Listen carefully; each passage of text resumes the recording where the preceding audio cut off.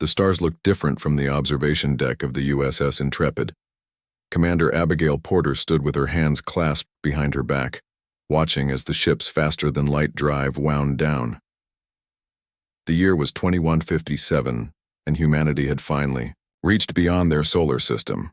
"We're approaching the coordinates, Commander," said Lieutenant Patrick Nguyen from his station. His fingers moved quickly across the control panel. "The diplomatic station should be visible in 3 minutes." Abigail nodded. Her stomach felt tight with both excitement and worry. This was humanity's first official contact with the Galactic Confederation, an alliance of 17 alien species that had ruled space for thousands of years. Earth had detected their communications 3 years ago, and after careful study and many messages back and forth, this meeting had been arranged. "How's our translation software working?" Abigail asked. "All green," replied Communications Officer Lisa Wells. "We've loaded all language patterns they sent us. Should be able to understand anything they say." The massive ring-shaped station came into view, its silver surface reflecting the light of Proxima Centauri. The human crew fell silent in awe. The station was huge, at least 20 times bigger than anything humans had built in space. "They're hailing us," said Lisa. "Audio and visual." "Put them through," ordered Abigail, straightening her uniform. The main screen flickered to life. 2 aliens sat side by side. One had blue-gray skin with 4 eyes stacked in pairs. This was a Zorthal, according to their briefing materials. The other had a long neck and skin that looked like polished wood. A Pelidan. "Greetings, Earth vessel," the Zorthal said, its voice translated by the ship's computer. "I am High Commander Zex of the Confederation Defense Force. You will follow the approach path we are sending to your navigation system. Any deviation will be considered hostile." Abigail was taken aback by the cold tone but kept her diplomatic smile. "Thank you, High Commander. We are honored to make contact with the Confederation. I am Commander Abigail Porter of the United Earth Government." The Pelidan made a sound like branches rubbing together. "We will meet you in Docking Bay 12. Bring no more than 5 representatives." The transmission cut off. "Well," said First Officer John Reeves, "they're not big on small talk." Abigail frowned. "Let's not judge too quickly. Different species, different customs." 90 minutes later, Abigail led a small team through the airlock into the station. The air smelled like cinnamon and metal. Besides herself and John, she'd brought Dr. Karen Powell, their xenobiologist, Ambassador Frank Rodriguez, and Patrick Nguyen, whose language skills might prove useful. They were met by a delegation of 6 different alien species. The Zorthal, Commander Zex, seemed to be in charge. "This way," he said without any greeting. They were led to a circular room with a large table. The human team sat on one side, the aliens on the other. The atmosphere felt tense. "You have surprised us by developing faster-than-light travel so quickly," said a small green alien with transparent skin. "Most species take at least another 500 years after reaching your level of development." Ambassador Rodriguez smiled. "Humans have always been quick learners. Or dangerous ones," said Commander Zex. "Your broadcasts that we have intercepted show a species with an alarming history of violence. We've moved past those darker chapters," Karen replied carefully. "Earth has been united and peaceful for over 30 years. The Pelidan made a dismissive gesture with its long fingers. "Let us skip the pleasantries. We have prepared the terms for Earth's entry into the Confederation." It slid a tablet-like device across the table. As Rodriguez read it, his face darkened. This isn't what we expected." Abigail looked over his shoulder. The terms classified humans as a Category 3 protected species. Earth would have to give up any military development beyond their solar system. 5 of their most resource-rich planets in their expansion plan would become Confederation protectorates. In exchange, humans would receive protection and limited trading rights. "These terms are not negotiable," said Commander Zex. "They are standard for species at your development level." "We came here as equals," Abigail said firmly. "These terms make us little more than a colony." Equals? The Zorthal's four eyes blinked in sequence. You are barely 2 centuries into space travel. The youngest Confederation member is over 3,000 years ahead of you technologically. The meeting continued for hours, but the aliens wouldn't budge.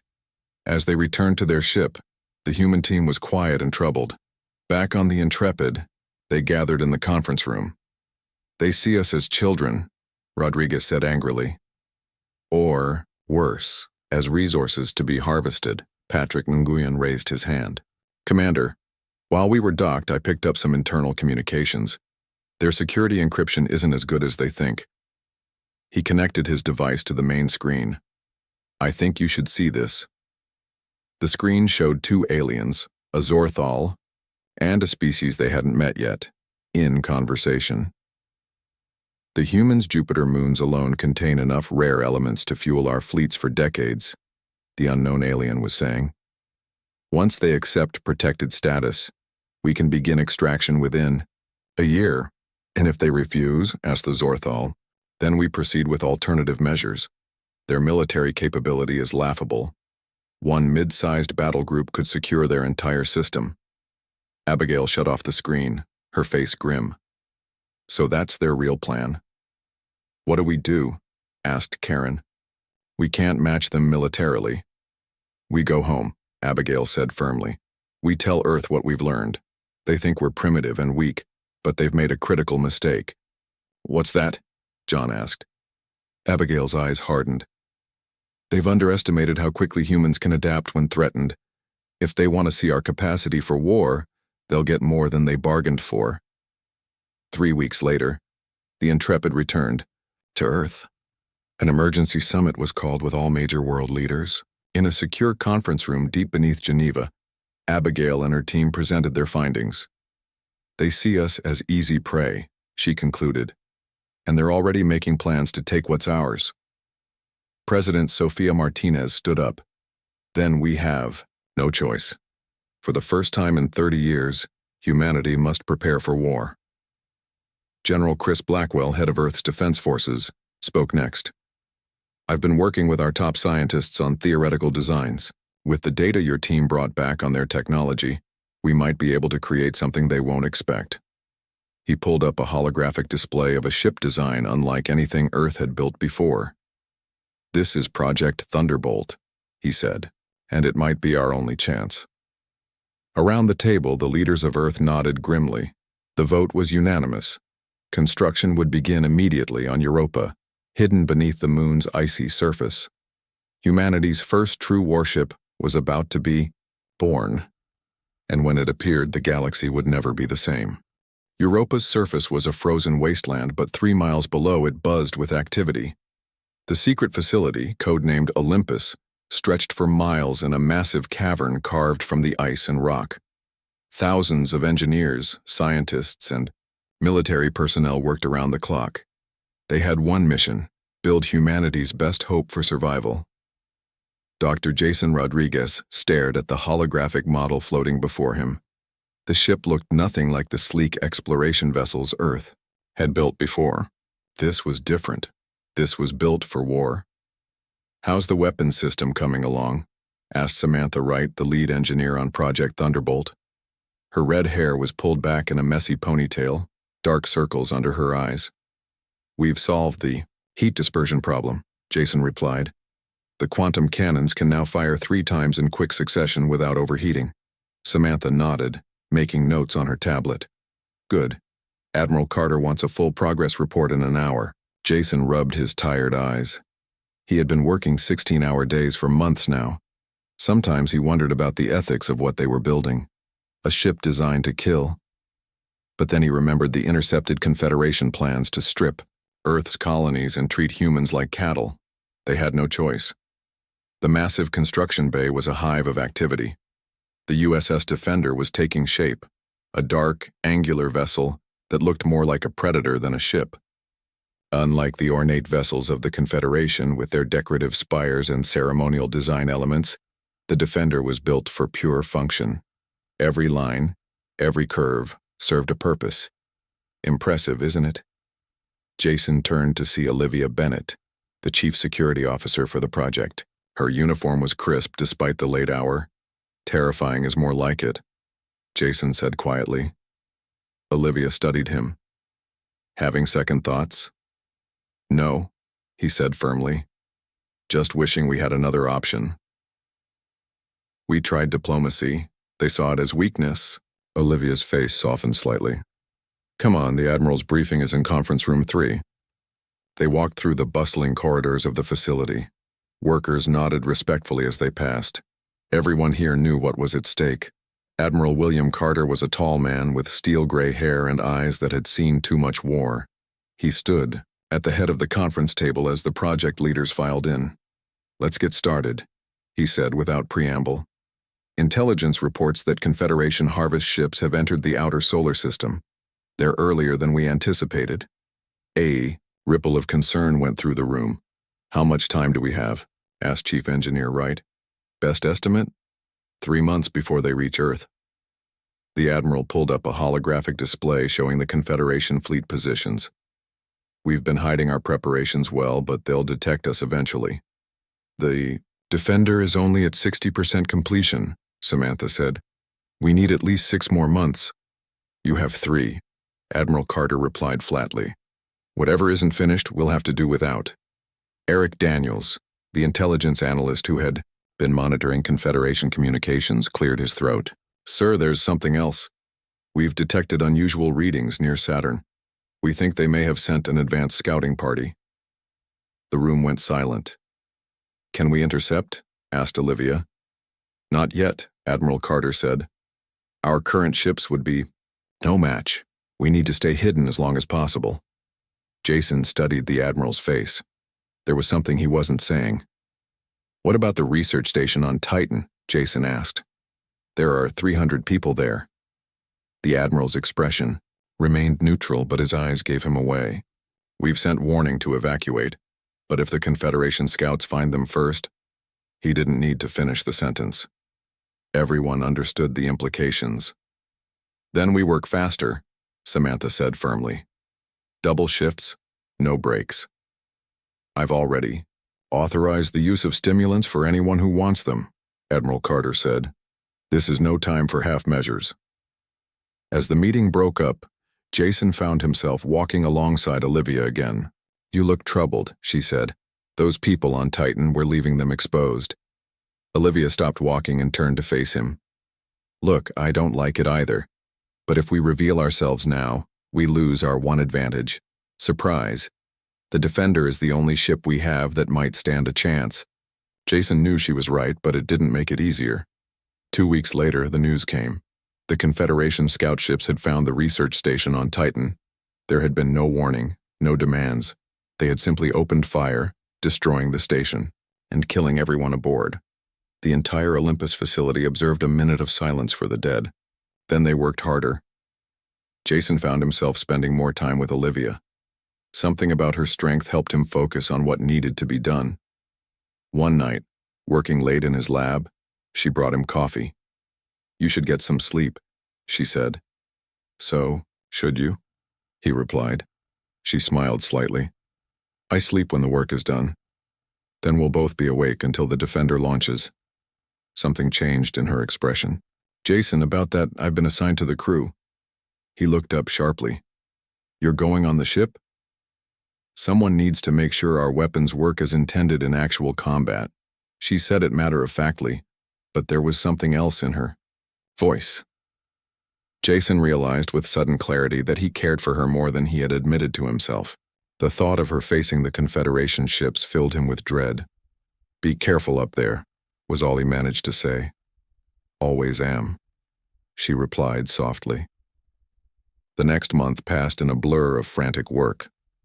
The Defender's systems were coming online, but there were still problems. The shield modulation wasn't stable.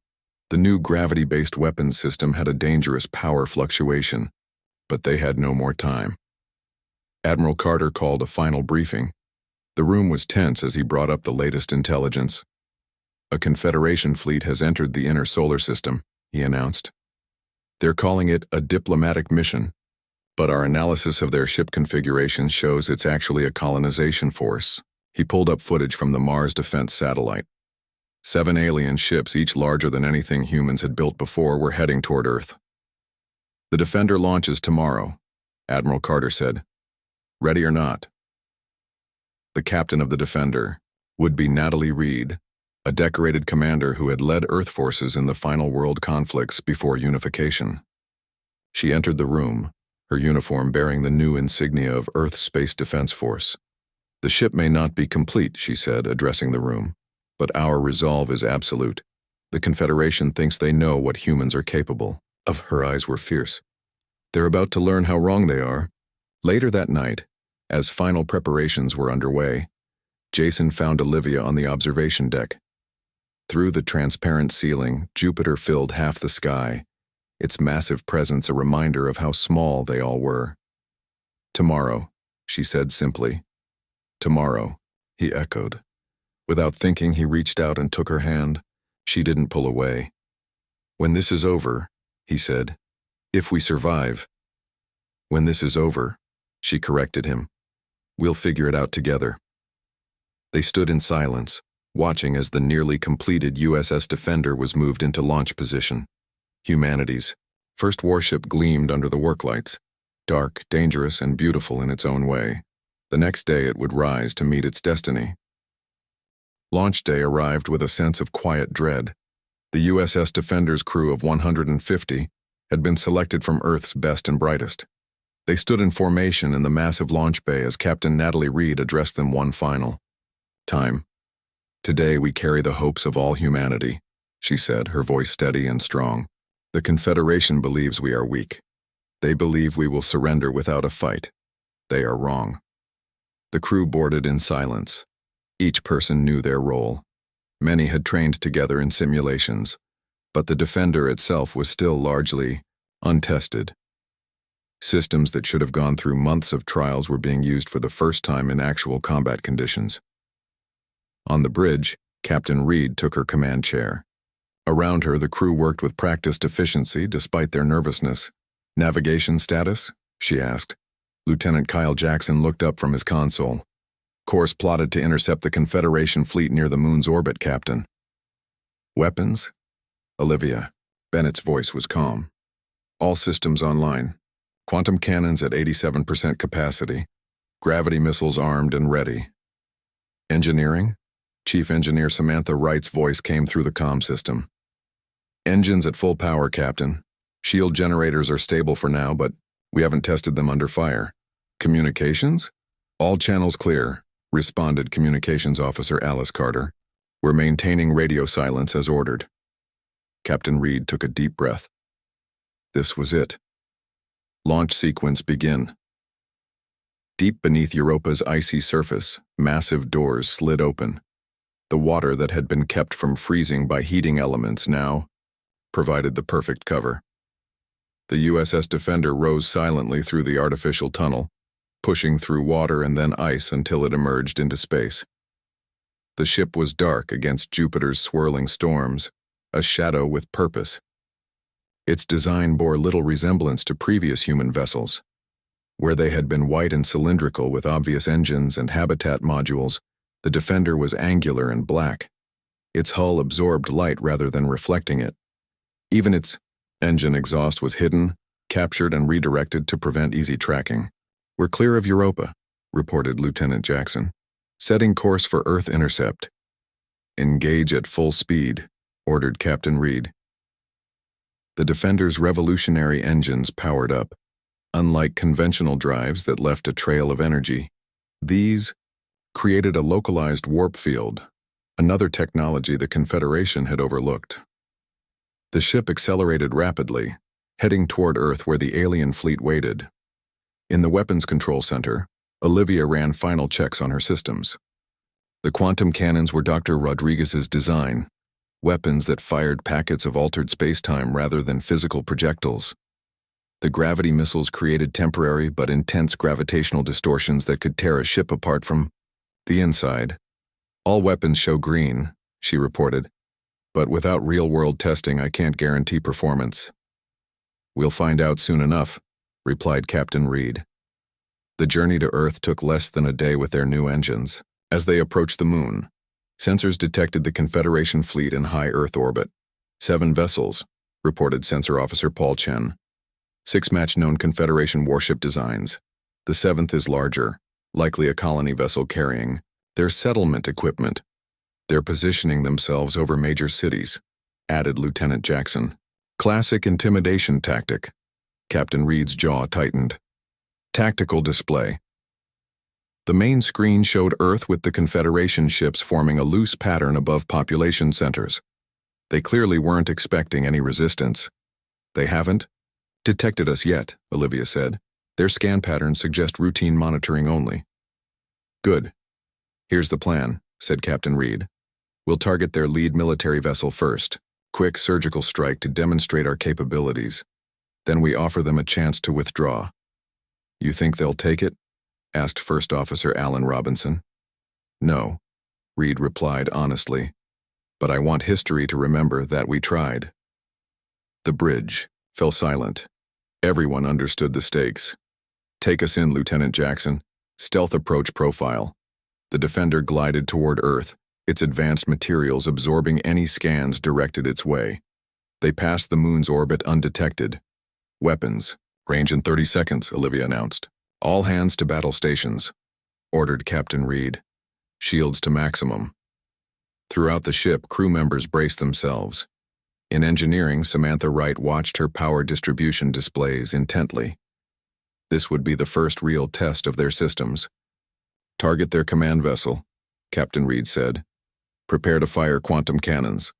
On the main screen, the alien ship grew larger, an elegant curved design with glowing blue engine pods. It was 4 times the size of the Defender. 10 seconds. To firing range, Olivia reported. Open a channel, Reed ordered suddenly. All frequencies. Communications Officer Carter looked startled but complied. Channel open, Captain. Confederation vessels. Reed's voice rang out clearly. This is Captain Natalie Reed of the Earth Defense Force Ship Defender. You have entered Earth space without permission. You will power down your weapons and withdraw immediately. For several seconds there was no response. Then a harsh voice came through the speakers. Unidentified vessel, this is Fleet Commander Draz of the glorious Confederation Navy. Your species has no recognized claim to this system. Stand down and prepare to be boarded or be destroyed. Captain Reed nodded to Olivia. Fire. The Defender's quantum cannons discharged for the first time in actual combat. There was no visible beam, no projectile, just a ripple in space as the fabric of reality itself was weaponized. The effect on the Confederation vessel was immediate and devastating. Space warped around its shield generators, creating a cascade of failures throughout their systems. The elegant blue engine pods flickered and died. The alien ship listed to one side, clearly crippled, but not destroyed. Their shields are down, reported Olivia. Power fluctuations across their vessel. Before Captain Reed could respond, 3 other Confederation ships changed course, heading directly for the Defender. They're powering weapons, Paul Chen called out. Energy signatures suggest plasma-based artillery. Evasive maneuvers, ordered Reed. Prepare gravity missiles. The Defender moved with surprising agility for its size, dodging the first barrage of alien fire. One blast grazed their shields, causing the ship to shudder. Shields holding at 82%, reported Samantha from engineering. Launch missiles, targets 2 and 3, Reed commanded. Olivia sent the gravity missiles streaking toward 2 of the approaching ships. Unlike conventional explosives, these created temporary but intense gravitational wells. The first missile detonated near its target, suddenly subjecting one side of the alien vessel to massive gravitational forces. The ship's hull crumpled like paper, its crew likely crushed instantly. The second missile was even more effective, detonating inside the alien ship's shield perimeter. The vessel imploded, crushed by forces it was never designed to withstand. The remaining Confederation ships halted their advance, clearly shocked by the effectiveness of human weapons. Open channel again, Reed ordered. Channel open. Confederation vessels, this is your final warning. Withdraw from Earth space immediately, or we will continue our defense. Your technology does not give you the right to threaten our world. This The response was immediate. The 4 remaining warships began to pull back, gathering protectively around their colony ship. "They're retreating," said Lieutenant Jackson, surprise evident in his voice. "No," Captain Reed replied quietly. "They're regrouping. This isn't over." As if to prove her right, the damaged lead ship suddenly fired all its remaining weapons at the defender. The shields flared under the assault. "Shields at 60%, Samantha reported. "We can't take many more hits like that." Captain Reed's expression hardened. "Target their weapon systems only. Let's show them something they won't expect." "Which is?" asked First Officer Robinson. "Mercy," she replied. The Grand Council chamber on Hegemony Prime buzzed with panic. 17 representatives from the ruling species of the Galactic Confederation sat around a massive crystal table. Emergency lights pulsed along the walls. This was the first emergency session called in over 300 years. Supreme Counselor Vrax Tur of the Zorthal slammed his 4-fingered hand on the table. The crystal rang with a clear note that silenced the room. "How is this possible?" he demanded. "How could primitives who just discovered space travel defeat our ships?" The military advisor, General Kraz, shifted uncomfortably. His scales changed color with his distress. "The reports are confused, Supreme Counselor. 3 ships lost, another badly damaged. The human vessel used weapons technology we've never seen before." "Impossible," shouted the Pelidan representative. "We have monitored their development. They were building simple fusion drives and chemical weapons only decades ago." A different alien, small with huge eyes, spoke quietly. "Perhaps we underestimated them." "Silence, Zalaxian." Vraxitur's eyes blinked rapidly in anger. "Your species always counsels caution when strength is needed." The council chamber doors slid open. A Zorthal officer rushed in, breaking all protocol. "Supreme Counselor, we have received the battle recordings from Fleet Commander Draz. Display them," ordered Vraxtur. The center of the table lit up with a holographic display. The council members watched in stunned silence as the sleek black human ship appeared seemingly from nowhere. They saw it disable the command vessel with a single shot. They watched as their most advanced warships were crushed by invisible forces. "What manner of weapons are these?" whispered the Pelidan representative, wooden skin creaking with tension. "Unknown," replied General Kraz. "Our scientists are analyzing the data now. The first weapon appears to manipulate space-time itself. The second generates localized gravity wells of impossible intensity." "These are theoretical weapons," said another council member. "We abandoned research on such technologies thousands of years ago as too unstable." In the shadows of the council chamber, Lieutenant Commander Heidi Barnes listened carefully. She wore the uniform of a minor Confederation diplomatic aide, a disguise that had taken months to perfect. Her real mission was to gather intelligence for Earth. Now she wished she had some way to report what she was learning immediately, but she had to be patient. Vraxtur paced the chamber. "Where is this human ship now?" General Kraz consulted his datapad. "After the battle, it disabled our command vessel's weapon systems but left the ship intact. Then it vanished. Our tracking systems could not follow it." "They showed mercy?" The Zalaxian representative sounded surprised. "That is not the action of a warrior species." "It is weakness," insisted Vraxtur. "They could have destroyed all our ships but did not. We must strike back immediately with overwhelming force." The council erupted in argument. Some called for immediate attack with their largest battle fleets. Others suggested diplomatic engagement. A few even whispered about surrender. Heidi moved, carefully through the shadows, recording every word. "Quiet," Vraxtur shouted. "We must act decisively. I propose we gather our forces from all sectors. We will assemble the Grand Armada and crush this human infestation before it spreads." The Zalaxian stood. "Supreme Counselor, with respect, we know almost nothing about their capabilities. This single ship defeated our best vessels with ease. What if they have more?" "Impossible," General Kraz replied. "Our intelligence suggests they could not have built more than one such vessel in secret. Your intelligence also suggested they were primitives with no meaningful defense capability," the Zalaxian pointed out.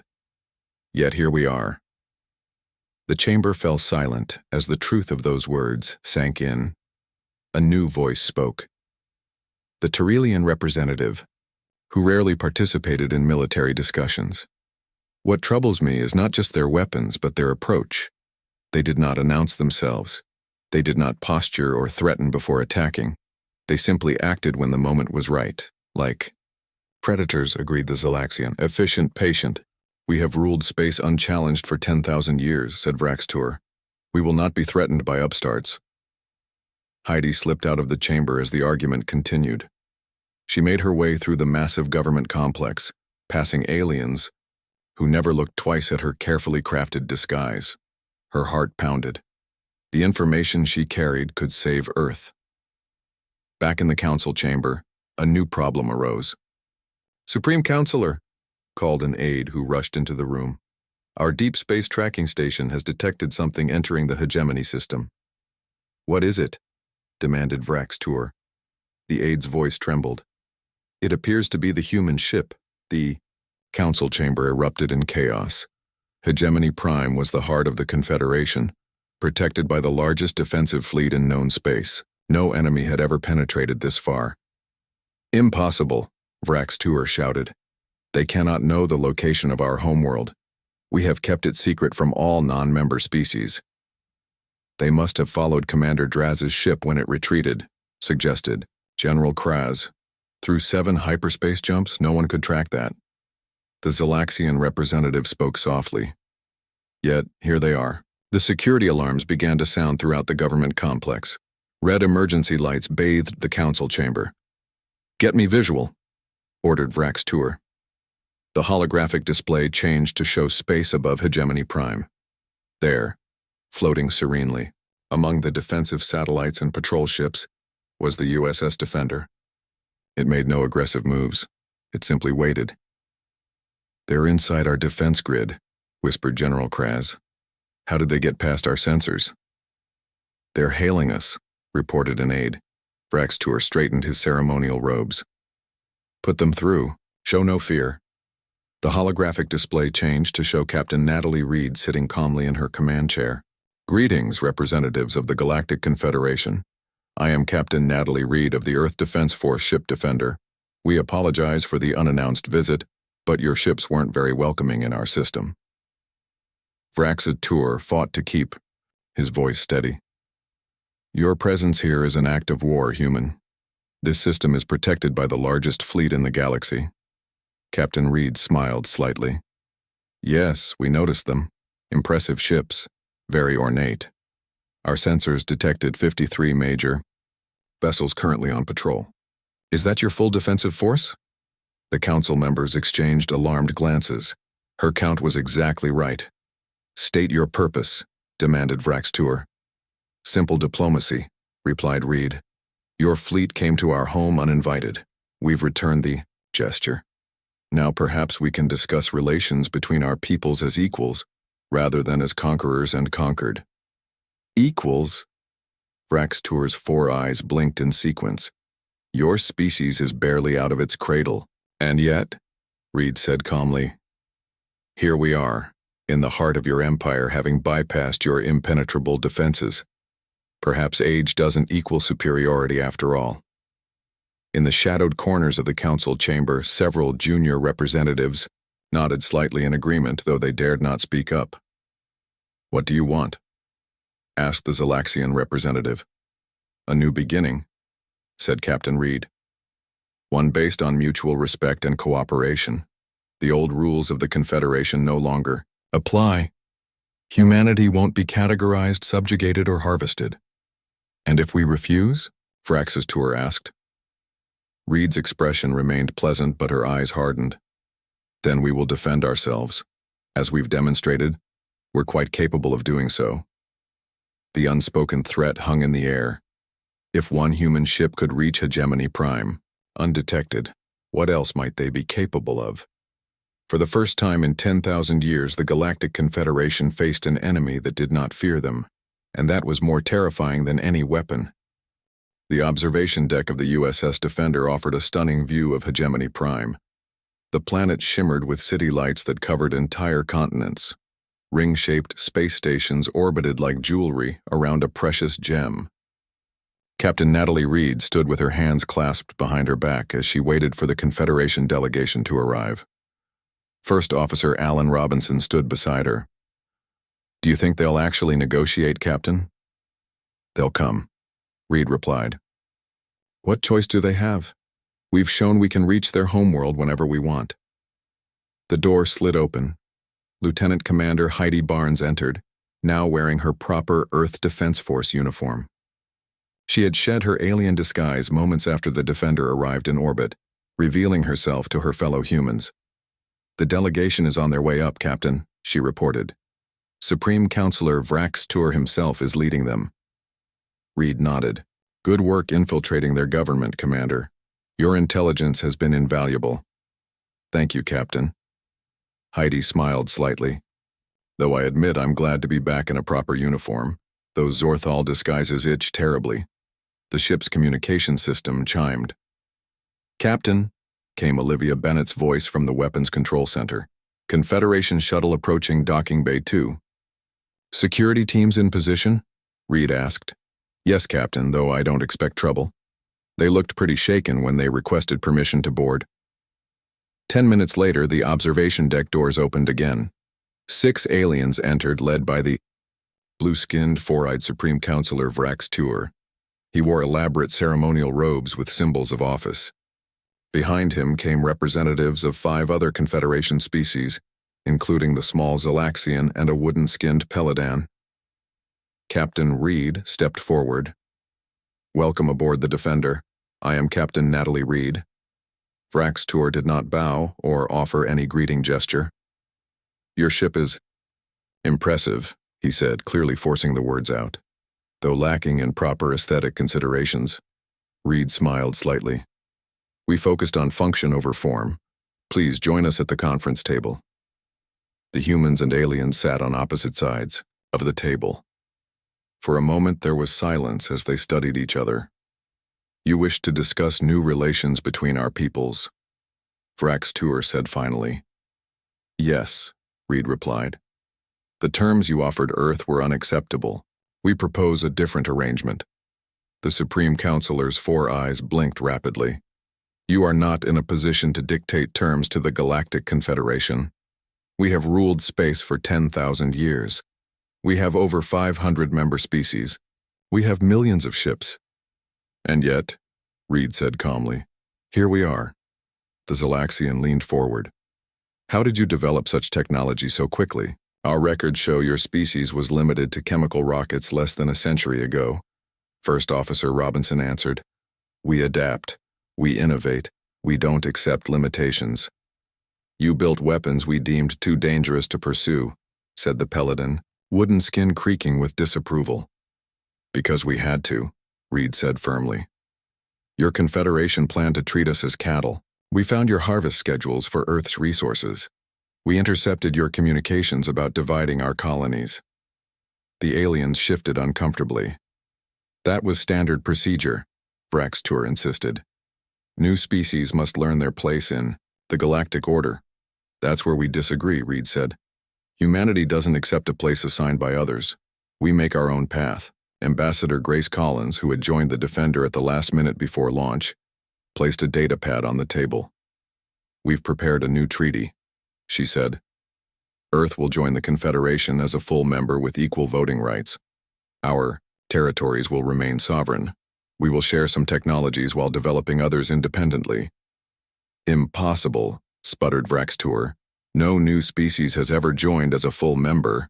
There are procedures, tests, centuries of probation."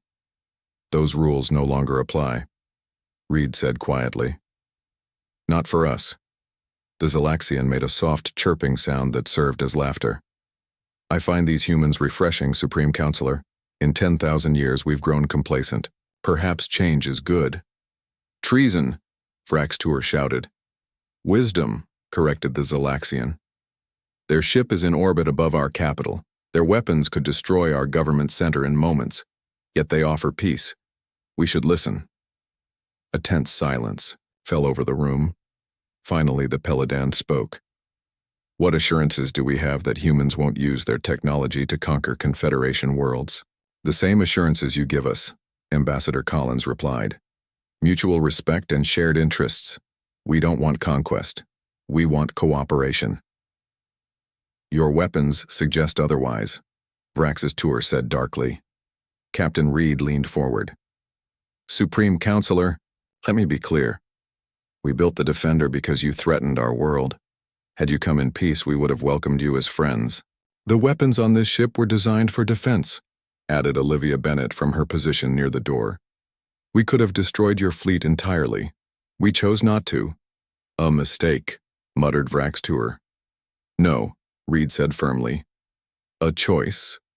One. That defines who we are. Humans fight when necessary, but we prefer peace when possible. The Zalaxian nodded slowly. This is a concept our Confederation has forgotten. We've ruled through fear for so long we've forgotten other ways exist. The meeting continued for hours.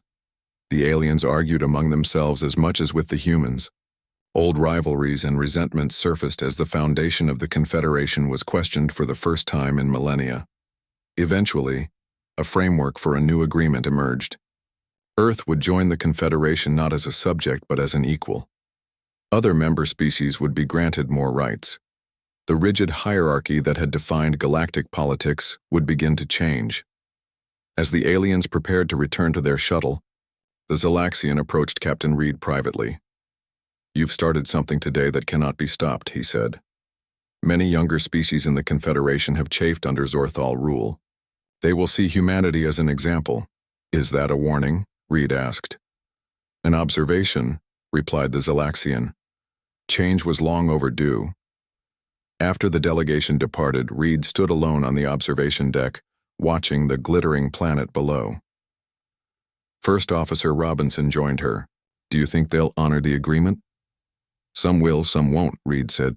But they know now that humans can't be easily conquered. That will buy us time. Time for what?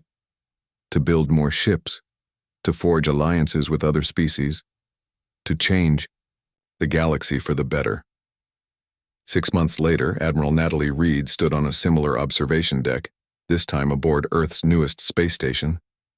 Through the window, she could see 5 ships under construction, each similar to the Defender but with improvements based on lessons learned in their first engagement. Dr. Jason Rodriguez and Olivia Bennett, now married, joined her. They had become the public faces of Earth's new defense technology program. The first alien exchange students arrive tomorrow, Jason said. Scientists from 12 Confederation species wanting to learn from us. And share their knowledge in return, added Olivia. It's a good start, Admiral Reed nodded. Just a start. We have a long way to go. In the distance, the USS Defender returned from its latest patrol, sleek and powerful against the backdrop of stars. The ship that had changed humanity's destiny. The ship that had made the galaxy sit up and take notice. The ship that had proven that humans would never be anyone's prey. Not bad, Reed said with a small smile, for a species barely out of its cradle.